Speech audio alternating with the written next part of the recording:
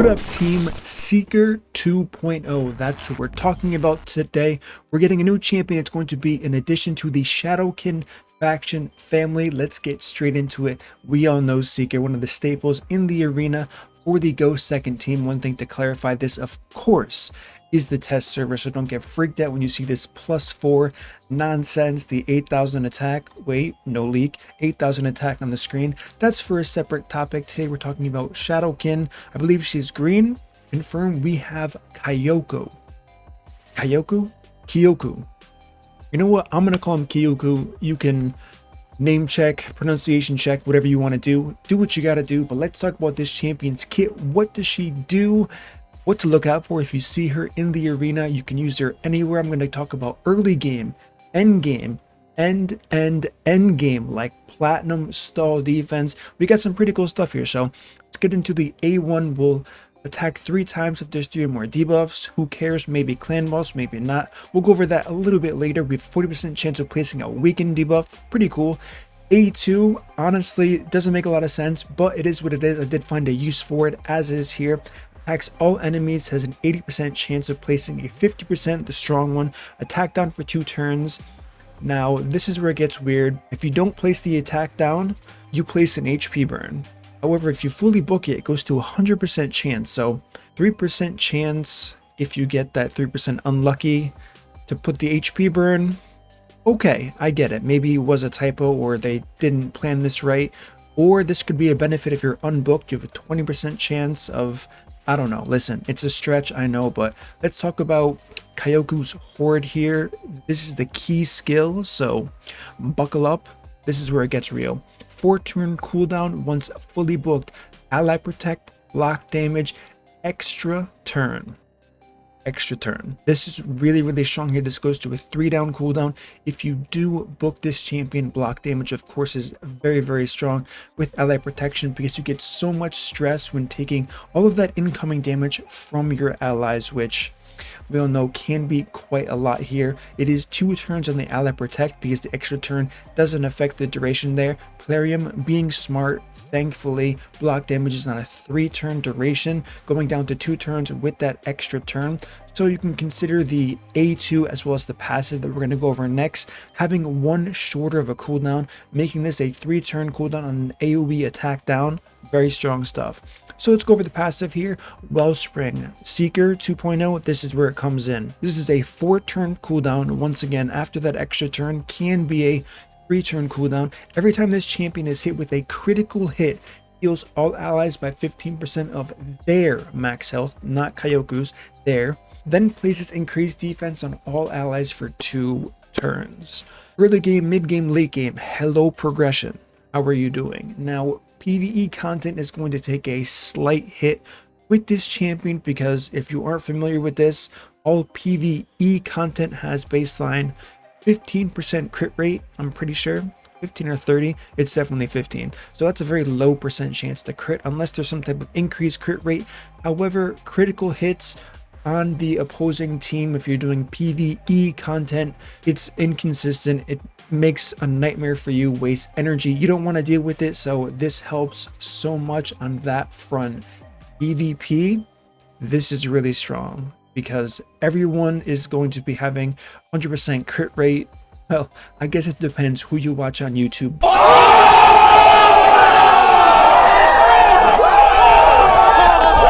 you should have 100% crit rate on every single champion unless they're like a reviver or they only have 1 ability like an A1 that actually hits the enemies in front of you. Outside of that, there's no reason not to. 100% crit rate, consistency, all of that good stuff is going to be so beneficial and much faster, saving you time. So this is why this champion is so good in all PvP content. As we know, 2022, the year of PvP. So if you pull this champion and you're watching this, you win the lottery, because she's going to be fantastic. Look at the aura really quickly, increases ally defense in all battles by 30%.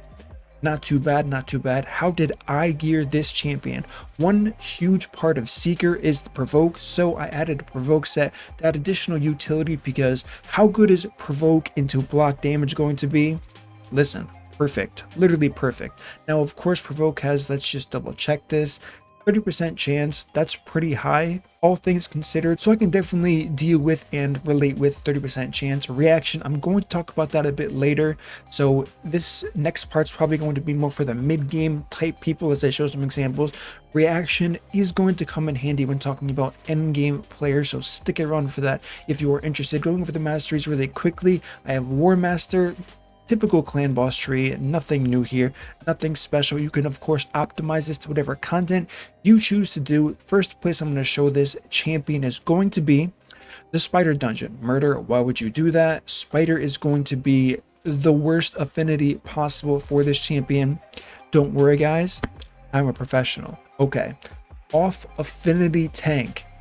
Hello, how's it going? I do have to manual this because it's not set up with the team that I'm running, so we don't want to reset cooldowns just yet here. Now what are we going to do? We are going to ally protect. Oh yeah, ally protect, extra turn, go for that attack down provoke. Who do we get it on? We only got to provoke on one champion. Feels bad already. Okay, so now we want to place that HP burn, and we're doing pretty good so far. Let's just go ahead and burn this A2 sleep here, not that it matters.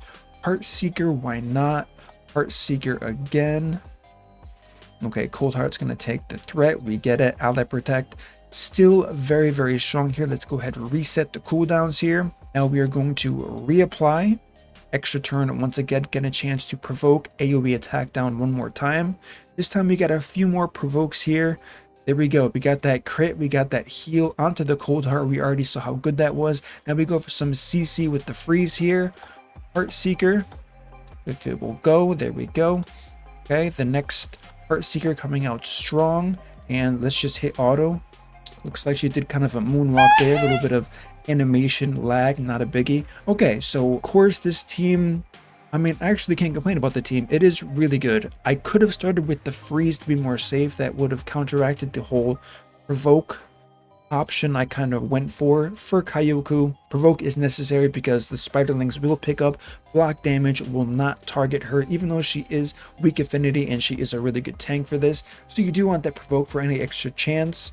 Making sure if you use this setup, you do want to use some type of a shield set to keep your enemies alive. They will have ally protection and she will have block damage once again, so she's not going to be dying. You want to make sure your cold hearts aren't dying, so the shield is in fact big enough here. King Grawl, you don't have to use this champion. You can use Ignatius, any other HP burn. This comp's gonna work. The speeds here are 161 across the board, and Kymar is Kymar, right? Kymar is Kymar. Where does the team? This is it, I believe. Yes, so Prince Kymar is 320 speed, Crypt King 161, 151 on the double cold hearts, and whatever stats I showed you for, actually, did I even show, wait a minute. Am I being a bad champion spotlight guider right now? What are the stats that I gave Kyoku? Let's see. 52,000 health, 4,200 defense, really strong faction guardians. As you can see, I'm not doing too well with that, so that's coming in a little bit weak here. 100% crit, 213 speed, 367 accuracy, 103 crit damage. We don't care about that too much. Going over her base stats, 19,000 health, a little bit low on the health side. That's the one disappointing part, actually two totaling, because we do have 95 base speed, which is on the lower threshold there, but 1,487 base defense. Noteworthy. We're going to leave it at that. Noteworthy. Okay, now that I showed you the basic concept and spider here, this is going to apply to every single PvE dungeon. Using this champion for progression, you're not going to care too much about that seeker side of thing. Thinking about seeker in PvE, like I said, 50% chance to crit, it's going to be okay. If you want to talk about clan boss really quickly, can you use her in a clan boss team? If you can figure out a way to utilize ally protection and block damage to your benefit on a 3-turn cooldown, that's going to be brilliant. The problem is she has the extra turn, so you have to make sure that she's applying this buff, unfortunately, before the allies do in fact get a turn to apply any beneficial buffs like counterattack, all of that good stuff. However, they're going to burn through a charge of their ally protection, so it's going to end up having to have this champion go last in the rotation, and then she's going to get an extra turn, burn through her buffs. I'm sure it's possible. I am not going to discount this at all here. Kyoku's going to be missing some key buffs from the other raid members, but if you have this champion, if you get to pick her up, she's going to be fantastic in the clan boss. We have that triple hit A1, lots of damage, weaken, attack down, HP burn, a little bit sus. We already went over that, but that's fine. So like I said, this is going to be a great champion. Now let's talk arena. So first I'm going to start with the endgame people because they've probably been patiently waiting if they are still watching. Unfortunately, the test server, everyone's kind of bums here. They just throw in the most annoying defense ever and you can't test anything at all. So I went over to 3v3. I found a defense team that's similar to an offense team, which is going to be this first team here. I want to see how this is going to work, I don't know, in like a realistic situation, right? So we want to go second team here. This is a slow arbiter here. Don't mind the second teams here, just so you don't get distracted. Let me get rid of all of these. Let's put in like Little Miss Annie there. Let's put in War Chief. Okay, so we have this going on here. Now, what do we even want here? We don't want to be like crazy tanky, but we also don't want to die. We should be fine here just to make sure we do in fact get a turn overall. So let's use this champion here. Do I need resistance? I don't think so. You know what? Let's go with the defense lead. Positioning is key. Now, if you're not aware of this, AoEs aren't really AoEs. Murder, what do you mean? So let's say we have Xavier here. Everyone knows her A3 does AoE damage. So when we look at AoEs and we picture AoEs, it's like I'm punching someone in the face. However, that's not what's happening. When you punch someone in the face, your fist hits their face all at once, right? Think of an AoE as an open hand slap. So when an AoE happens, it's milliseconds, granted, because that's how the coding works, but you're actually hitting each champion really quickly, that many times, which is why I said it's like an open hand slap in the face. So by having her first, you're getting that increased defense, all of that heals as the damage is being applied, where if you have her last, you guys pretty much get it. I went over this with Bommel a little bit in that Bommel video, which is why you have to place or the champions match their Butcher as well as Vogoth in certain spots, so when they take damage, they're healing and the champions aren't just getting one shot and getting healed too late or too early, so on and so forth. Krisk, same thing applies for Krisk here. What other champions? Ursuga matters with her passive. Pretty much any passive champions that proc something, this is how it's going to work. It's going to apply in order, being 1, 2, 3, and then 4. Same thing with the clan boss, so on and so forth. But I'm going to stop rambling. Let's get on with this and see how good this works, and I'll explain a few things as is happening as well. So they're going to get a turn here. No crit so far. And there was the crit, there was the heal. So we are looking pretty good. Now you might be thinking to yourself, Murder, why would you use reaction? This is exactly why we're going to use reaction here. Because if they don't crit, you extend your ally protection, extra turn, taunt, attack down, whatever you want to do with that A2 ability there, you're extending that even further into the fight. So if they're using someone like a Kaimar, if they're using someone like a Madame Ceres, that strip isn't going to affect the defense down because of reaction gear. So it's actually prolonging the fight, making it even more of a stall, and more likely you're going to get healed when you don't need to be healed, because a lot of defense teams are running full reaction as it is here. Okay, so let's go ahead and put a strengthen up. They don't have a debuff strip here. Now we're going to use extra turn this. Then we're going to use this AoE here, and AoE doesn't matter too much. We did run a little bit of crit rate. She's hitting decently hard with the defense down, but nothing too crazy there. So this is pretty much a game set match here. Now we'll just click on Arbiter. So this is all I wanted to show you. This is the premise of this champion here. And after going over this, I'm pretty sure you have a really good idea on how this champion works, where she can be successful for you. And if you're fighting her, be careful. Don't let her catch you off guard. She will cause you to lose in PvP, and PvE you don't have to worry about if you don't have her, but if you do, hopefully this gives you a good idea on what you can do for some future success. You know, we don't even care about this. Let's quit the series. I do want to talk about one final thing before I head off here, and it's going to be, how else can you gear this champion? Of course, not everyone's going to have provoke gear. Can you build her straight up tanky? Yes, if you want to, you can build it with HP or a shield set, something like that. But my other recommended set, which is probably the set I would prefer, I only showed provoke because it had that specific use in Spider and in Dungeons. It's going to be quite strong. But the best set, in my opinion, for this champion is going to be Frenzy Gear. Frenzy Gear lets her have more turns. It gets that A3 up and running again. It's already a 3-turn cooldown. That's a really short cooldown. The fact that she's going to be getting hit over and over again. Tanky champion. Get as many turns as you can. The ally protection, block damage, so much going on for this champion.